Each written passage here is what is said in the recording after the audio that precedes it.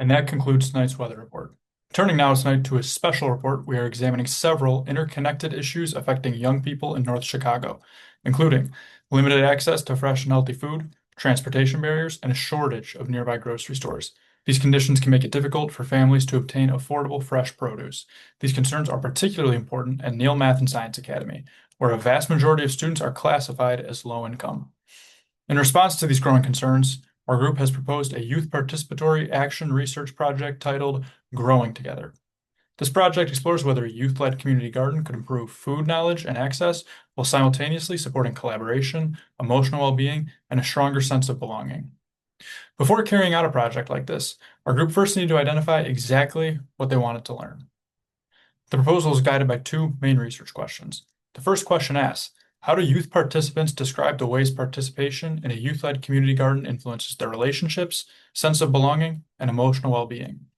This question examines whether working in the garden helps young people develop greater relationships, build confidence, feel connected to others, and experience a greater sense of belonging within their community. It also places the perspective of youth participants at the center of the research. Rather than allowing adults to determine whether the garden is beneficial, students would be asked to explain their own experiences and interpretations. This approach reflects the principles of youth participatory action research because young people would be treated as knowledgeable participants rather than simply as subjects being observed. The second research question asks, how do youth participants perceive the garden's impact on their access to and knowledge of fresh, healthy foods? This question connects the project to the broader issue of limited food access in North Chicago. However, there is no assumption that one garden will completely solve food insecurity. Instead, the group seeks to learn whether participating in the garden helps young people better understand nutrition, healthy eating, and the process of growing food. They also want to know whether the project helps students feel more involved in responding to an issue that affects their community. Together, these questions would examine the garden's possible effects on food knowledge, relationships, emotional well-being, belonging, collaboration, and youth leadership. To provide more information about North Chicago, as well as Neal Math and Science Academy, we now go to our field correspondent, Nancy. Nancy, what can you tell us about the community and the issues this project seeks to address? Thanks, Doug. Today I'm in North Chicago at Neal Math and Science Academy, which is considered a target school by the Illinois State Board of Education, meaning a school in one or more of student groups is performing at or below the level of 5% of Illinois. In the North Chicago community, the attendance boundaries are steps from the Great Lakes Naval Station, military housing, gas stations, homes, Popeye's Chicken, and McDonald's. There's an elementary school that is on naval housing and has lead in its water. There is one new building being built, and it's being funded mostly by the military. The homes are of modest size, either well taken care of, looking maintained, or not taken care of at all, unfortunately. The elementary school, Forestall Elementary, which is on naval housing grounds, is being rebuilt because there is lead in all of the water at the school, which teaches kindergarten through fourth grade, and that's being funded by the military and Illinois.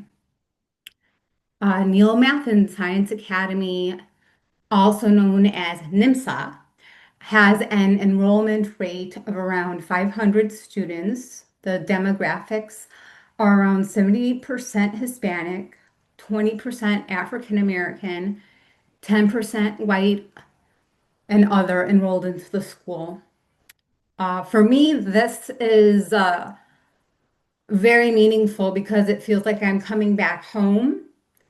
I was a resident teacher here for almost an entire year. The principal, Mr. Michael Grenda, I deeply respect him, and he is there for his students.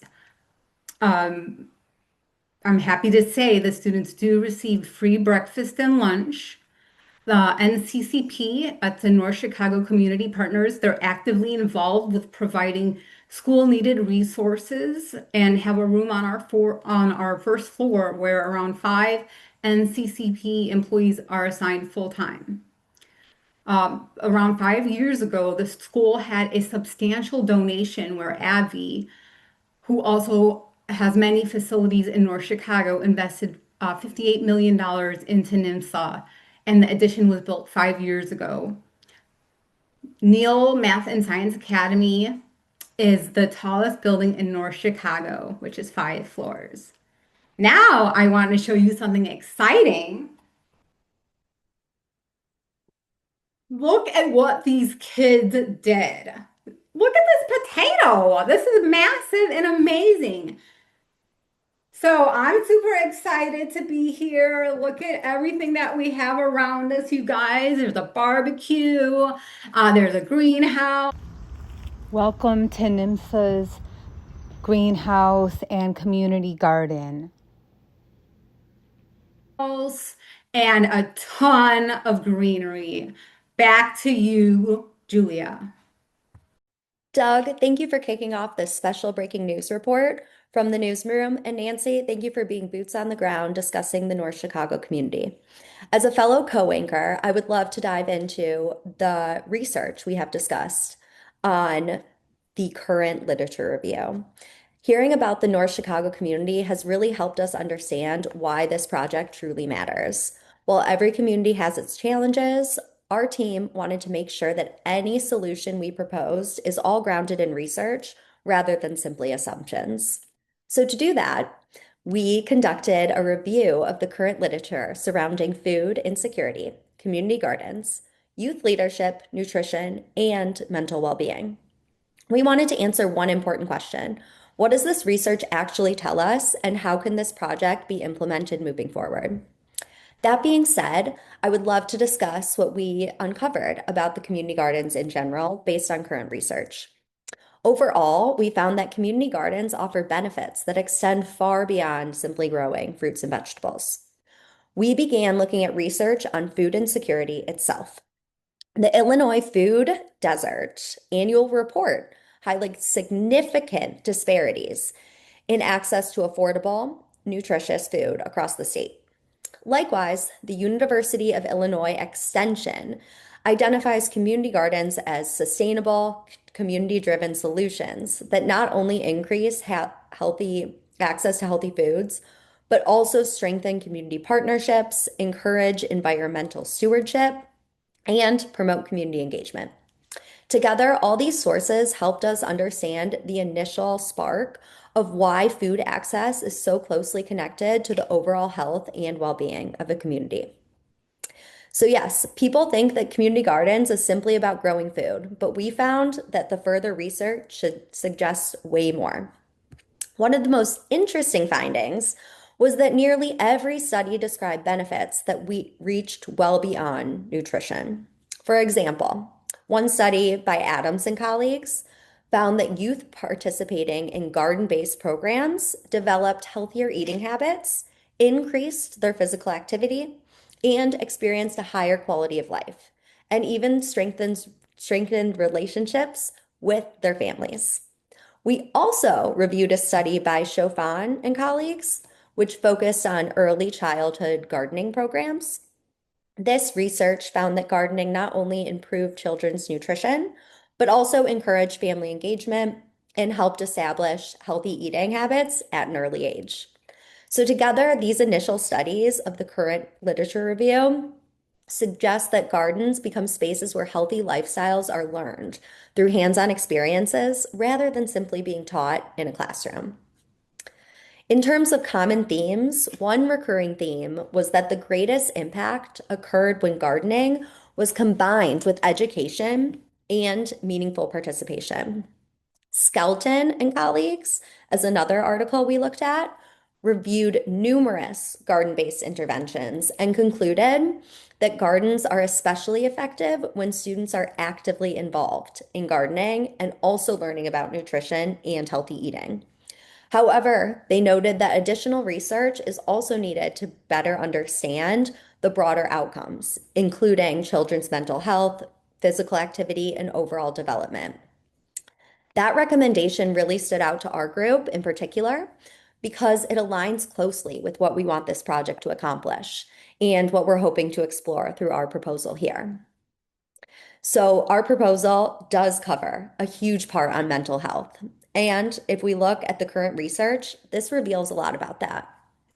It was probably the most meaningful part of this literature review before we dive into the North Chicago learning space. So Suss and El Turidi found that youth leadership within school gardening programs strengthen nutrition education while empowering students to become active leaders in both their schools and their neighborhoods.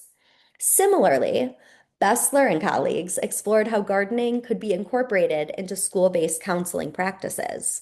They found that gardening created opportunities for reflection, relationship building, emotional regulation, and overall well-being. As future educators, these findings are significantly important because they suggest that community gardens as a whole can support the child, not just physically, but socially and emotionally as well, which is what this project is going to dive into in North Chicago. Lastly, before we dive in and pass it off to Charles, we would love to discuss about gardens as third places. An article that has brought this to our attention was taking place in Cape Town, South Africa. The authors described third places as places outside of the home and school where people can gather, build relationships, and strengthen community connections. Although this particular study did take place in Cape Town, South Africa, we felt that the concept translated extremely well to North Chicago, where our project takes place. The study suggests that community gardens can reduce social isolation, strengthen community cohesion, and foster a greater sense of belonging, while also acknowledging challenges such as location and long-term sustainability. For our group, this reinforced the idea that a community garden has the potential to become much more than just a source of fresh produce for the children in the community. It can become a place where young people truly develop friendships, leadership skills, and stronger connections to the community around them. So, what gap did we identify? Looking at the gaps of the existing research, this consistently demonstrates that there are improvements in nutrition, in physical health, family engagement, leadership, emotional well-being, but there is limited research examining youth-led community gardens and that influence of belonging and mental well-being in under-resourced communities such as North Chicago. Many existing studies focus on adults designing these programs for the children. The proposal that we are diving into tonight with our breaking news report takes a totally different approach. This would be a youth participatory action research framework. We want the youth to become collaborators and leaders throughout this research process. Rather than simply participating in a garden that's led by adults, they would be the ones to help shape the project, investigate their own experiences, and contribute to meaningful community change. We believe that by centering youth voices, we can gain a deeper understanding of how community gardens influence not only food access, but also confidence, relationships, and that sense of belonging that we were talking about. Now that we've dove into the community context and the current research that our team has explored in supporting this process, the next question becomes, how does this proposal actually work? Joining us now is Charles Cohen. Charles, thank you for being here today. Can you explain the research approach behind this proposal, why this YPAR framework was chosen, and how this project has the potential to create meaningful change in the area of North Chicago? Thank you. All right, thank you. Pretty much when approaching our research, we essentially try to distill the issue down to the how, what, and why. So for the what, pretty much just to level set, as of 2025, nationwide speaking, food insecurity has risen by about 18%. You know, as our professor often highlights, I can't get an approximate number, but pretty much nationwide, the number sits around somewhere between 28 and 36% of neighborhoods being affected by food insecurity. Chicago itself runs about 2 percentage points higher than that. So essentially, what causes that? Pretty much it's a like a plethora of different issues, but pretty much what I could distill this issue down to is one, these neighborhoods are seeing a retreat, whether that's just job opportunity or, pretty much in some cases crime and safety issues, which in turn contributes to, local grocers or maybe fast food restaurants that offer healthy food options also fleeing the neighborhood. So pretty much a, you know, low population plus the lack of business. And then you also have to factor in, I forgot to mention gentrification, which also plays a role. And, businesses fleeing the neighborhood to other neighborhoods, which they think they could make a bigger profit. So pretty much the what of the research would be, what area or neighborhood would we decide to choose to build our community garden? So pretty much a neighborhood that is bereft of grocers with healthy food options, as well as a neighborhood that may have just experienced a depletion in its local population. As for the why of the question, pretty much I could speak about a range of issues that food insecurity plagues, but in light of this project and considering the class, I'll tighten the aperture to speak about, children themselves. As it relates to school, just, learning outcomes, a child with an adequate diet often sees their grades either maintain or in some cases rise, whereas children with an inadequate diet, as far as it relates to healthy food options, can see their grades nearly fall by a third.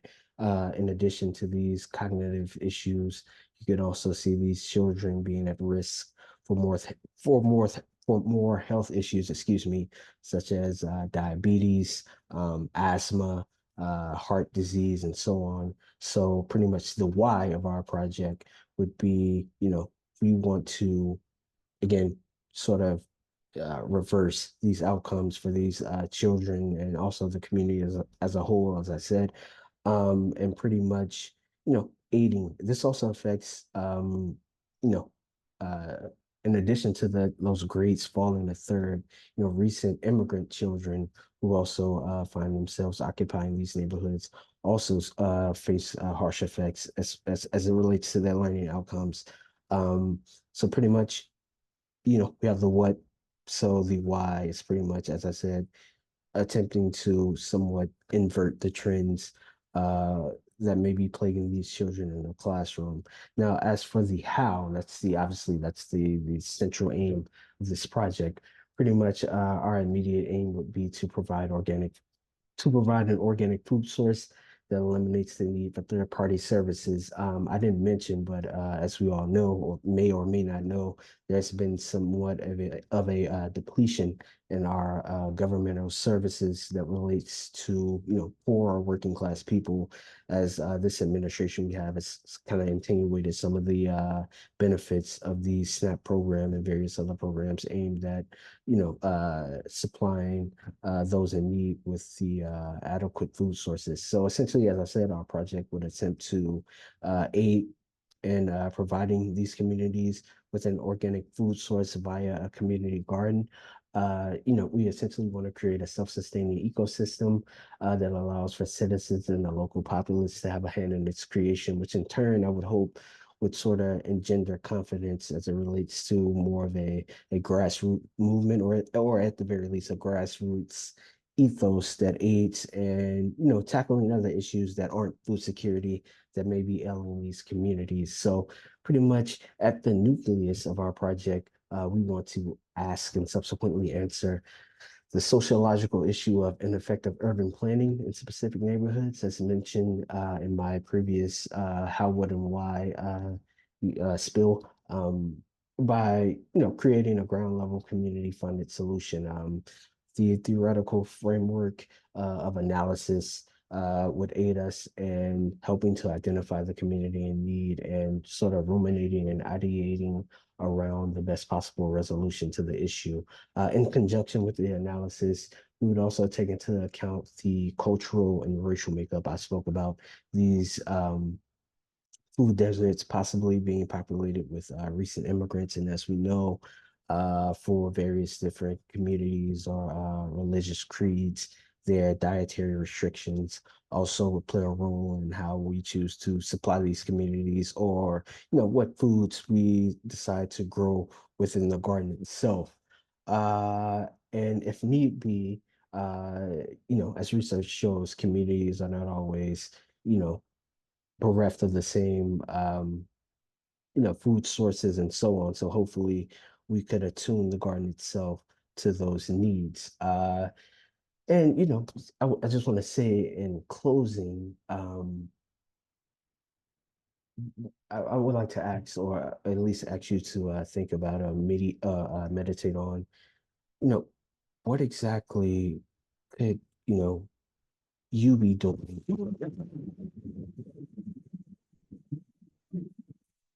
actually bringing this project to fruition. Obviously, the research prong is important and as nearly as vital as the construction of the garden itself.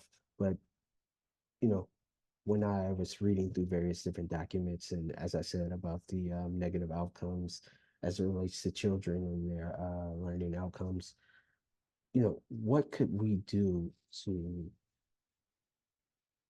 maybe is there some sort of saturation process that could take place that allows us to, not only fill the gaps of food sources in these communities, but also maybe uplift these communities by, as I said, a lot of these populations, especially in Chicago, and specifically as it relates to the South and West sides, have sort of dissipated. So should that be something that we take into account that would aid in the research?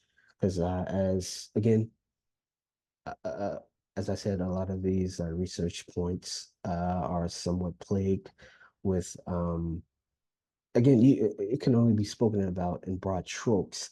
But again, and I'm droning on here, but again, I would just like to say in closing that my rationale and the way I wanted to approach this was by taking a keen eye to specific neighborhoods and the specific like denizens of exactly what they need and what they require to live a self-sustaining life. So thank you all, and I'll kick it back to you, Greg. Thank you, Charles. Several ethical concerns would need to be addressed before the proposed research could begin. The first concern involves working with minors.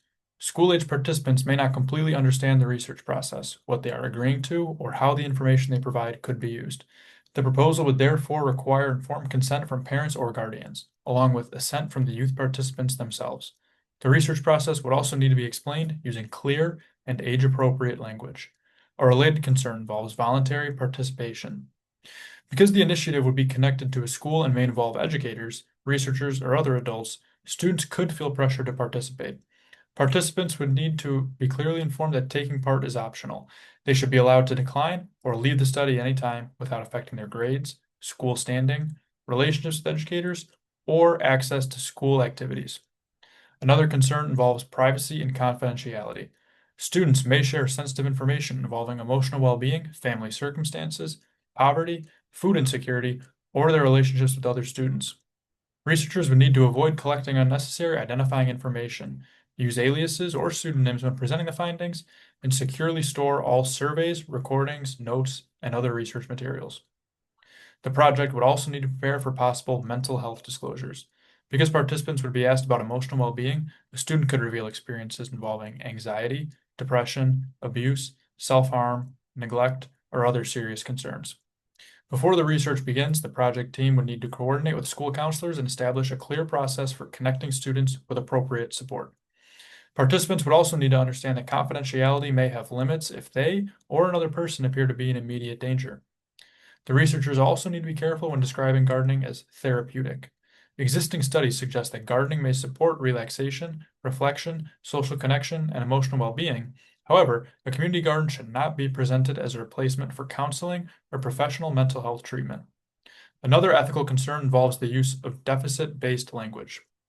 North Chicago faces documented challenges involving poverty, transportation, food access, and limited resources. However, describing the community only through its problems could reinforce negative stereotypes. An asset-based approach would acknowledge these barriers while also recognizing the community's existing strengths. These include young people, families, educators, local organizations, and established community partnerships. The proposal should not present North Chicago as a community that outsiders need to rescue or repair. Instead, it should recognize and build upon the knowledge, relationships, and resources already present within the community. The final concern involves youth tokenism. An initiative cannot be described as youth-led if adults make every major decision while students are only asked to carry out assigned tasks. Youth participants would need to have meaningful influence over what is planted, how the garden operates, what questions are examined, how information is collected, and how the findings are interpreted and presented.